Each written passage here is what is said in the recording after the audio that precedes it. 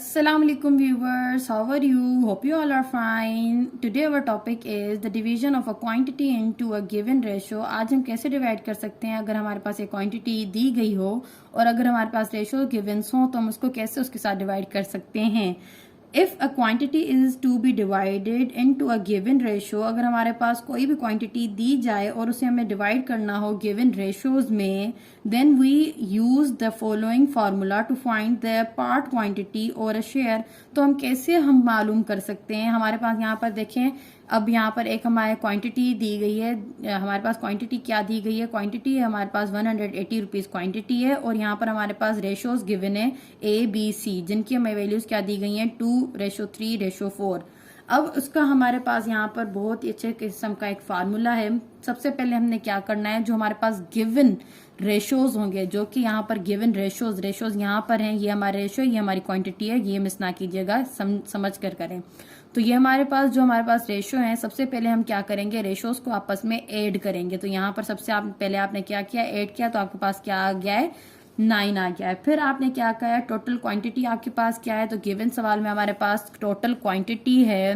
यहाँ पर आप डेटा यहाँ पर जरूर बनाया करें. सवाल में जब आप डेटा बनाएंगे तो आप किसी चीज से भी डिस्टर्ब नहीं होंगे और बहुत ही ईजी तरीके से आप अपना सवाल हल कर सकते हैं. तो यहाँ पर आप क्या करेंगे, टोटल क्वांटिटी आपने बताई है कि हमारे पास टोटल क्वांटिटी 180 है. जब हमने सम किया है रेशियोज का तो वो हमारे पास 9 आ रहा है.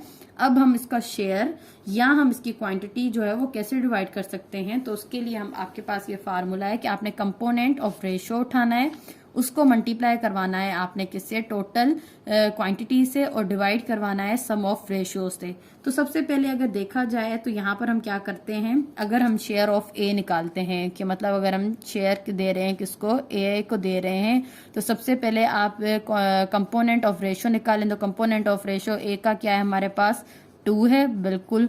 फिर फार्मूले में देखें टोटल क्वांटिटी गई है, वो हमारे पास है 180. फिर सम ऑफ रेशियोज हमारे पास क्या कहा गया है, 9 कहा गया है.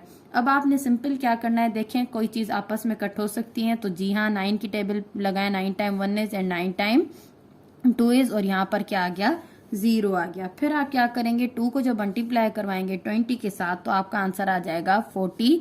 मतलब हमने ए को कितने रुपीज दिए हैं, 40 रुपीज का शेयर दिया है. अब हम क्या करेंगे, नेक्स्ट आएंगे, अब शेयर हमने किसका फाइंड आउट करना है, अब हमने शेयर फाइंड आउट करना है ए बी का.